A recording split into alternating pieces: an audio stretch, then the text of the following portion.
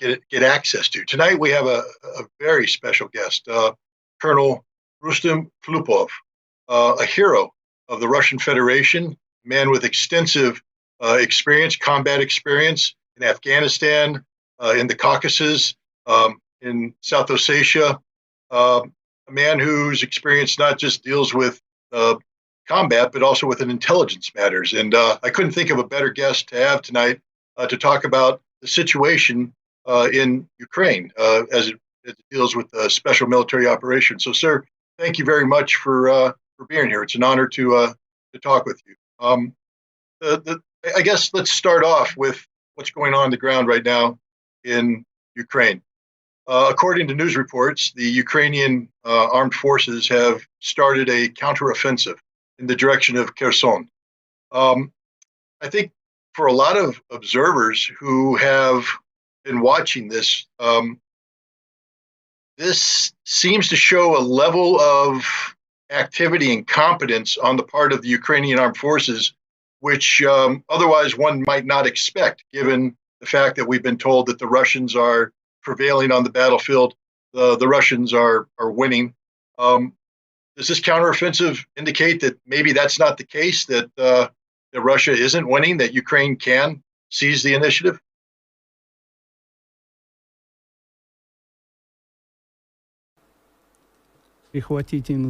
Well, seizing initiative is not enough, and one day of offensive is not enough in order to seize initiative. This is on the one hand. On the other hand, the terms that have to be complied with for a successful counteroffensive have not been met by the Ukrainian side, meaning that they have gathered just certain units and components, approximately about 3 brigades. This is the reserve corps, reserve army, which was much talked about, and they have thrown them into the fire with a minimum of artillery preparatory fire, which hit the, so to say, home front, the backyard.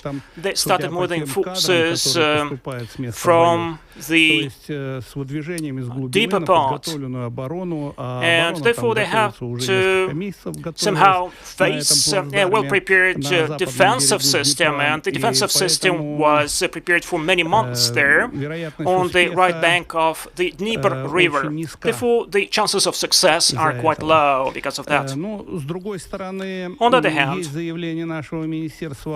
our Ministry of Defense said that the Ukrainian troops lost about 1,200 soldiers of personnel. They also lost 1 battalion of tanks and 1 battalion of infantry fighting vehicles. So about 20 infantry fighting vehicles, about 20 tanks they lost. And as far as the losses, usually are 1 to 3, this is the ratio. We may say that there were about 3 brigades that were on the offensive. There were 5 different directions, and on every direction there would be up to 1 battalion or just strengthened battalion with the support of anti-tank units and mortars. As of today, the maximum advances were achieved by the Ukrainians next to Lozovaya settlement. They managed to get a springboard, stronghold, with a depth of about 6 kilometers. This is quite enough, and this is enough for a battalion to defend it. It is assumed, or at least it was assumed, this is the data from yesterday, that logically at night they had to move more troops to that stronghold in order to keep up the momentum. But this never happened. This never happened because the Russian artillery missiles defeated these units and components, these troops, and made them retreat. Therefore, today, as of today, there are hostilities in some areas, But we do not see any serious advances, at least we don't get any data about that.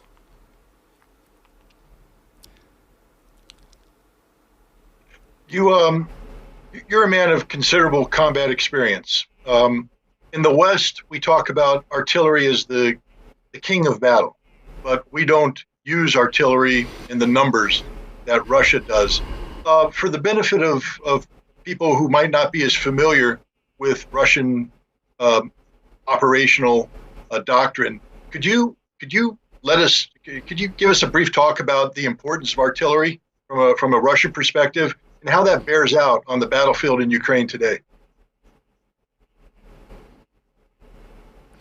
Well, traditionally, when we served in the army during the Soviet times, when there was a confrontation between the West and the East, in the Soviet times, we used to study the United States and its armed forces and other NATO countries. We always noted the fact that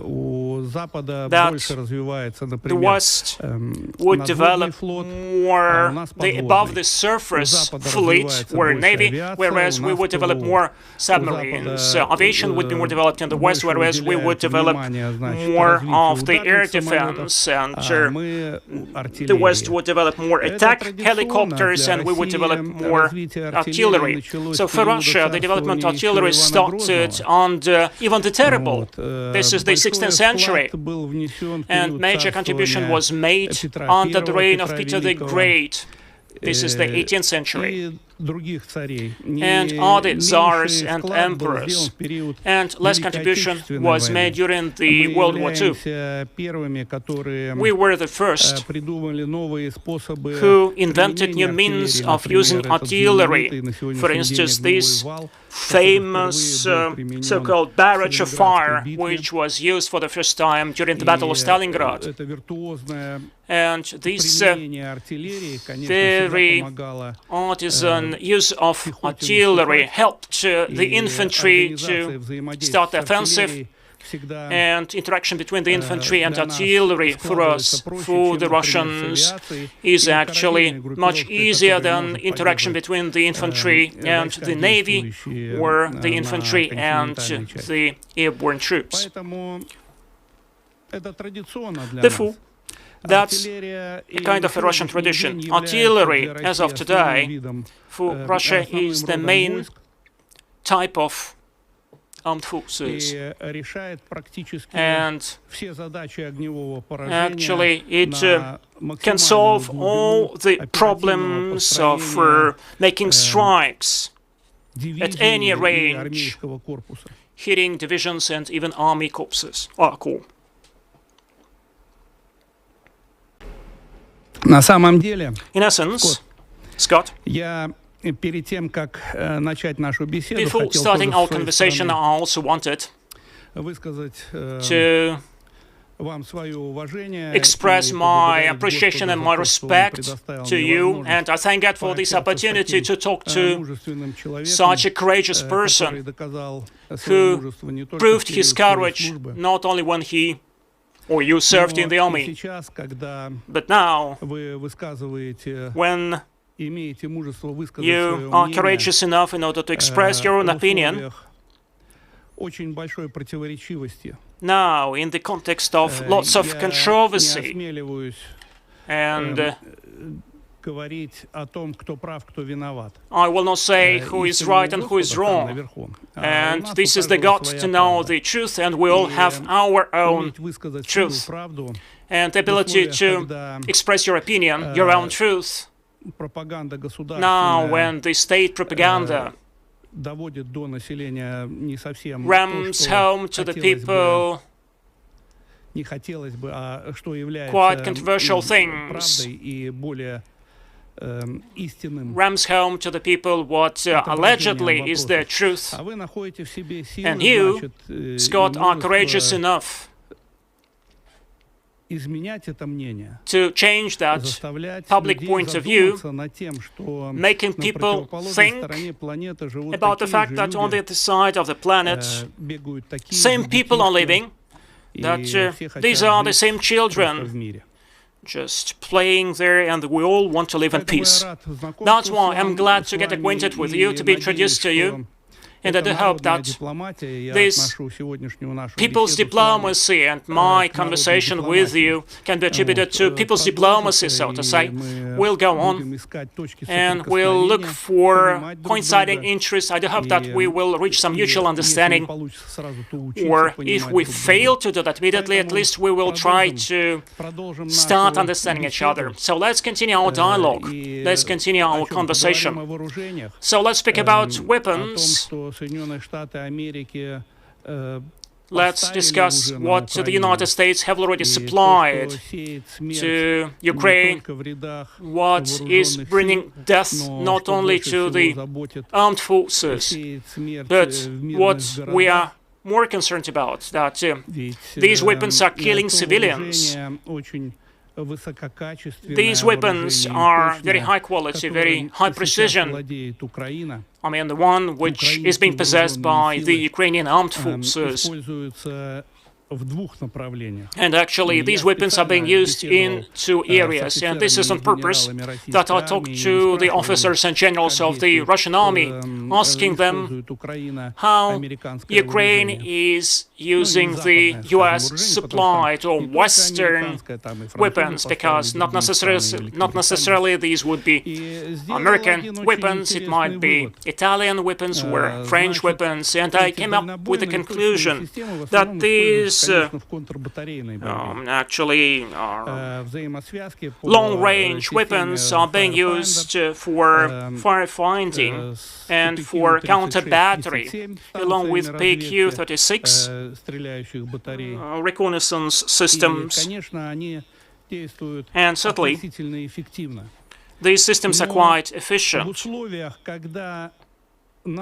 But now that we managed to destroy enough systems of artillery reconnaissance, they start hitting Donetsk, the city of Donetsk, and other cities and towns of Donbass, and they start striking other liberated territories of Ukraine.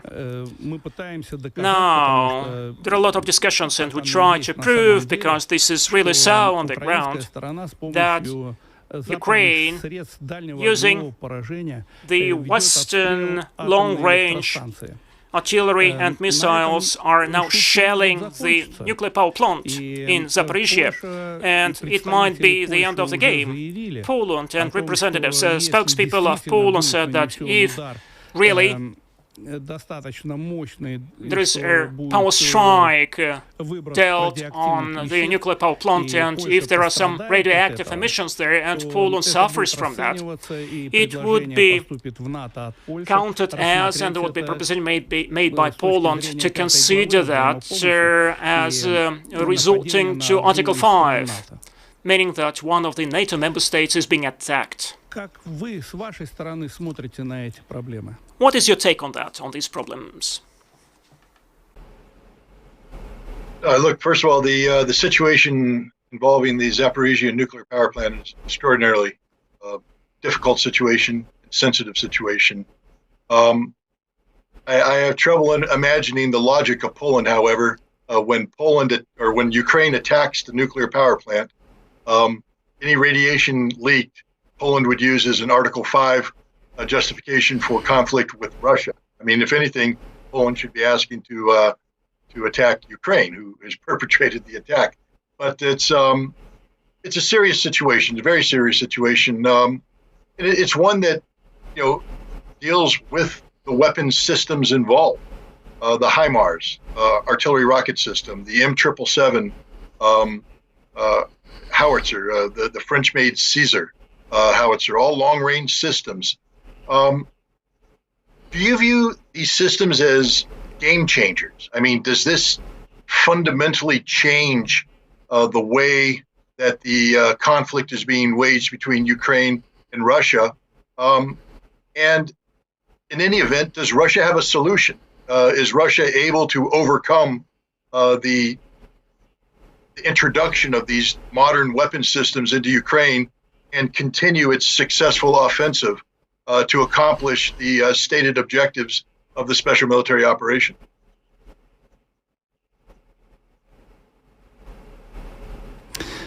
Well, I get an impression that the West is supplying to Ukraine as much weapons as is necessary so that we would kill each other as long as possible. As of today, the situation unfolds the following way. If we look at the problem from the global geopolitical and historical viewpoint, if we look at the historical paradigm, then that's a civil war in Russia, meaning that we are fighting against our own people for our own territory. We are fighting against the people who for 30 years were somehow told lies and who was totally reset by the West, whose minds were reset by the West. Because on the other side, these are the same Russian people who are fighting against us. These are the people of the Russian genotype. And this is what we note in many conventional classical authors and historians. Well, many authors, many historians said that it's very difficult to kill a Russian soldier. And therefore, actually, this is very difficult for us to defeat the same people as we are. That's why, for the United States and for NATO in general, this is a win-win situation. On the one hand, they are not supplying enough weapons to be a game changer, and they are supplying as much weapons as is enough in order to kill civilians as well as the soldiers. I think that this war would be supported by the West forever until Russia defeats this Kiev regime and brings an order to that country. And do you think that that is the logical outcome? In the United States, we have military analysts like William Arkin, who writes for Newsweek magazine, and he has authored several articles over the course of the summer that begin with the same premise. Russia is losing the war. Ukraine is winning the war. And he uses as his sources intelligence officers from the Defense Intelligence Agency. Many Americans believe this. Many Americans continue to support the effort to supply Ukraine with weapons because they believe that Ukraine is winning the war and that Ukraine will win the war. So I ask you, is Ukraine winning? Will Ukraine win? Or is this a conflict that Russia can win?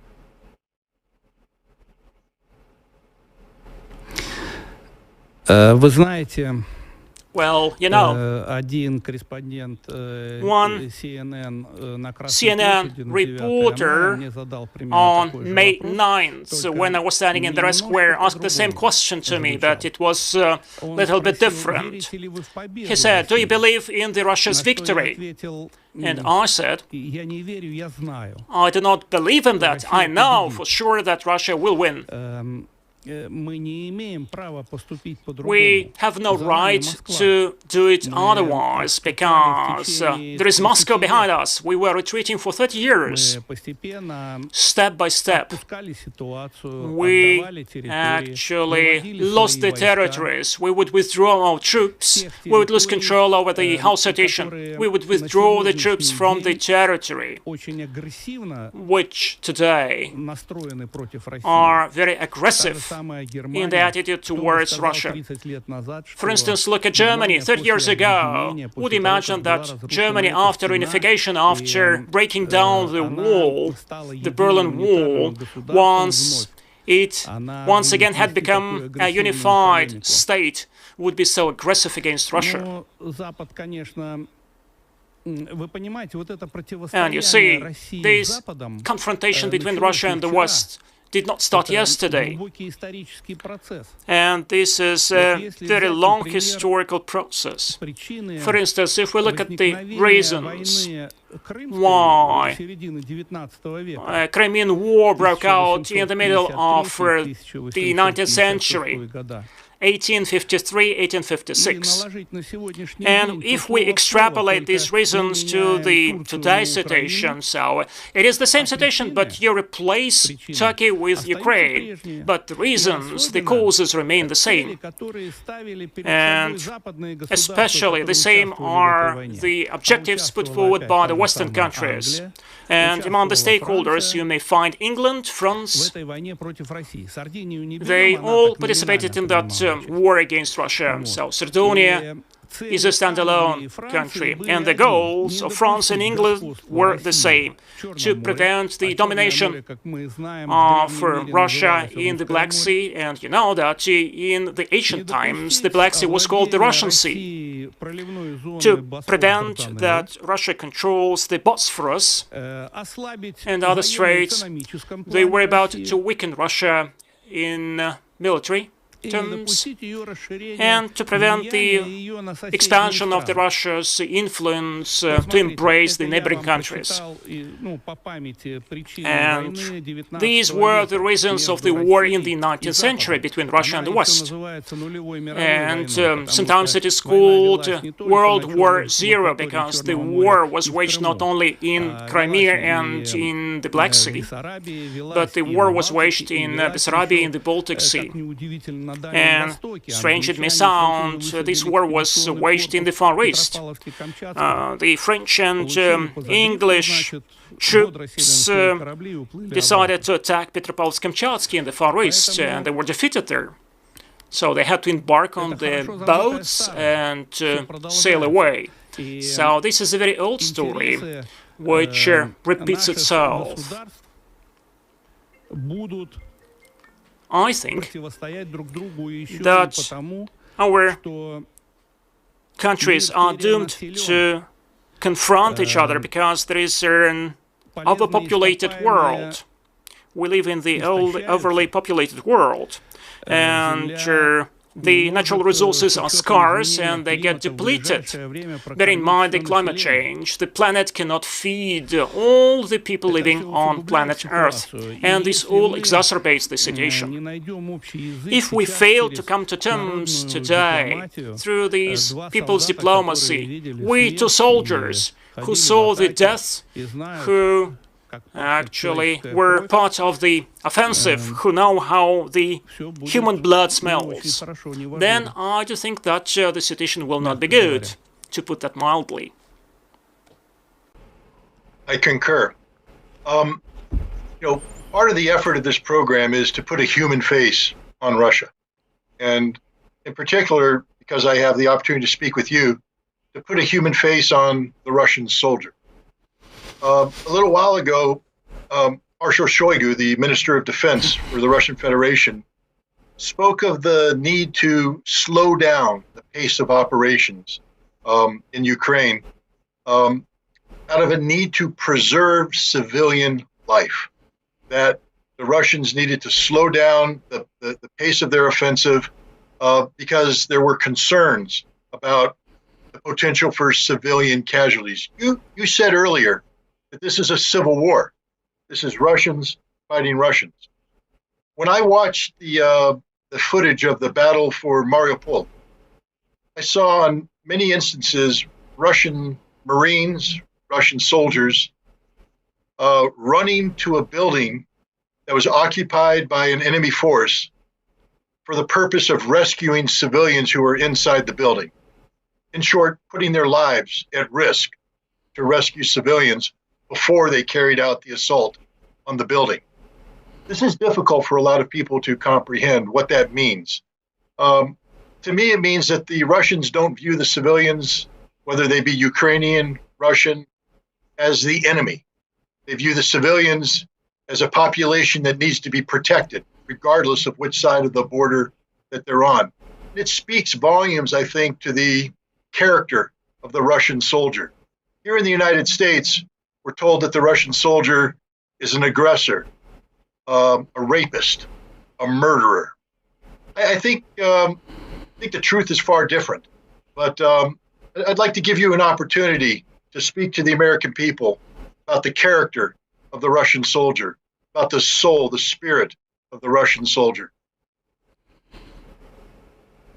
Но в связи с тем, что Россия всегда вела оборонительные as far as Russia has always been involved in defensive wars, although the Western ideology thinks otherwise, but Russia would be always on the defensive.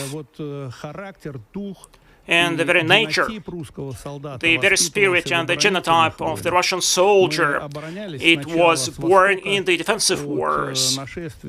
First, we had to defend ourselves against the Tatar-Mongol yoke. Then we had to defend ourselves against the West.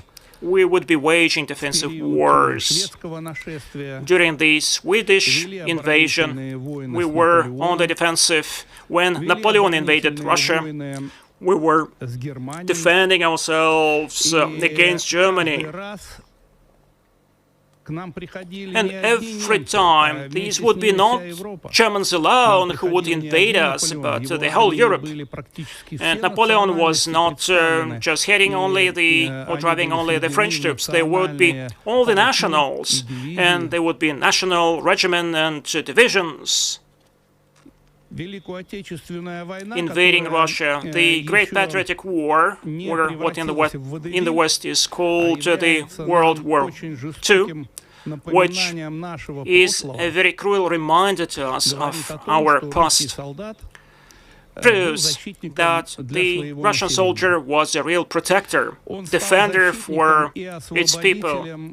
It has become a defender and liberator for the people of Eastern Europe, for the countries which were liberated. And this is not under the pressure of the Soviet government and not by the will of the Soviet government that monuments to the Soviet soldiers were installed on the territories of these countries. It was a very sincere aspiration and desire of the people of these liberated countries and territories. Let me share some statistics. The Soviet army alone, only the Soviet army had a criminal prosecution for raping local women. Soldiers for that could be executed for that, and only the Red Army would execute soldiers and officers for humiliating local people. It is only the Soviet army that has such a good case that were almost no rapes for the 10 years that the Soviet soldiers spent in Afghanistan. Soviet soldiers never raped Afghani women. So there were no such cases, although actually there is a criminal prosecution enshrined in the code for that crime. So in general, our soldiers, these are our children, and they would be brought up by our families, where they were loved in the atmosphere of love, not only for their neighbors, for their family members, but they were brought up in love for everyone. In Russia, we traditionally love foreigners, so we are ready actually to invite any foreigner, any alien to our homes, feed you with good food, and make kebabs and show that we want to live in peace and friendship with you. But unfortunately, we failed to make friends again and again. In 1990s, actually, Russia loved the West very much, and the NATO countries turned from enemies to friends, and now we understand why this was like that. We sacrificed our national interests, we fed the West, we supplied our resources for peanuts at a time when our own people would be starving, when we had a total lawlessness and ruined economy in the country. This selfish interest of the West regarding our generation brought about some mistrust to the West in our hearts. But our children, one more time, love watching Disney cartoons And they learn everything good that emanates from the West, and by no means we are telling our children that the West is home to some cronies, bad people, evil people who want to kill us. That's why it doesn't make sense to be afraid of the Russian soldier. The Russian soldier brings peace. And as was said in the very beginning of the war, we were not the ones to start that war, but we would be the ones to end it, and we will end it. And we'll end that war the way that it is comfortable and convenient to live on those territories for all the people who are living there, and not for those who are living across the ocean.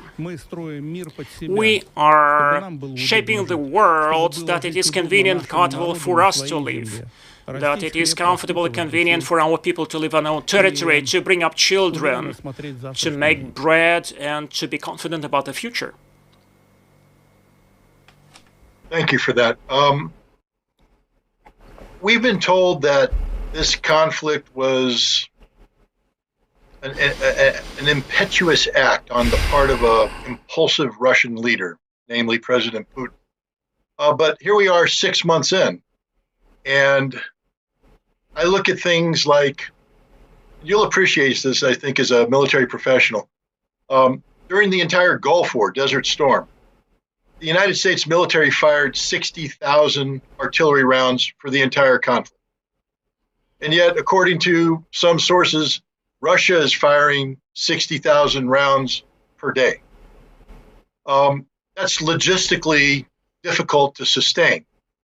And the point I'm trying to make is, if this were an impulsive act in February 24th, would Russia be able to have sustained this conflict the way it has? Could you just make 60,000 rounds of ammunition appear out of nowhere, or is there planning that has to take place?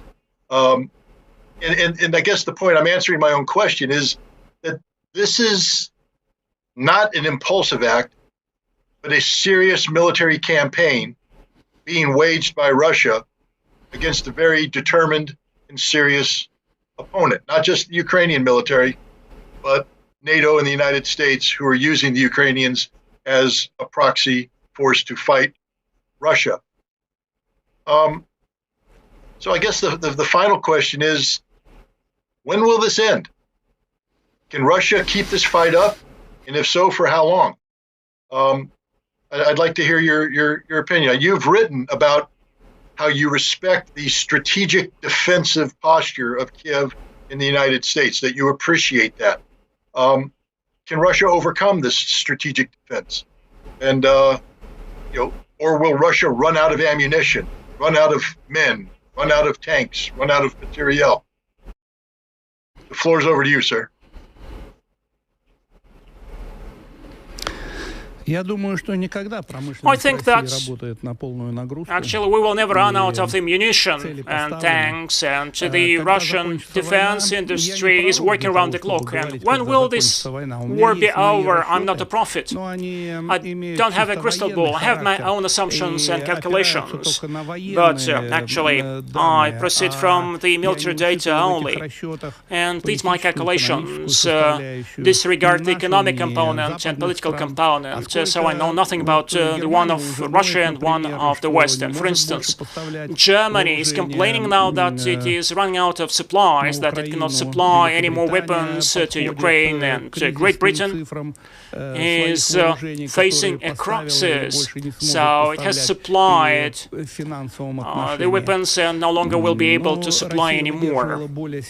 And actually Russia had to survive through even more dire situations. To take the first part of your question, Scott, let me tell you, point blank, frankly, when I took actually high-ranking positions in the Russian army, I was head of the intelligence service, army intelligence service in the Russian armed forces. And for instance, there were some drills in Belarus to repel the Western aggression.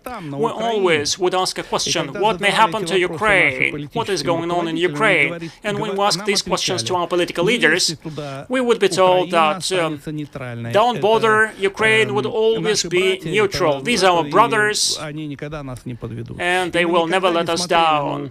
And we never considered Ukraine as our rival, our enemy, our adversary. And we are not considering Ukraine as an enemy. But we are looking at the enemies who are tattooed with Nazi symbols, who are poisoned by the Nazi ideology. These are our enemies.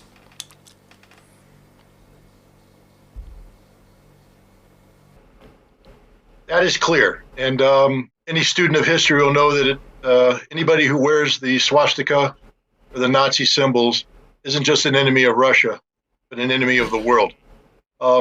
Sir, I want to thank you very much for joining me tonight. I think this has been an invaluable conversation. I think it's played a significant role in bringing ideas together during a very difficult time. And I applaud you not only for your service in the past, but for your service today as somebody who speaks his mind, seeks the truth, and is working in a positive direction for a solution to the problems that affect both of our countries. So thank you very much.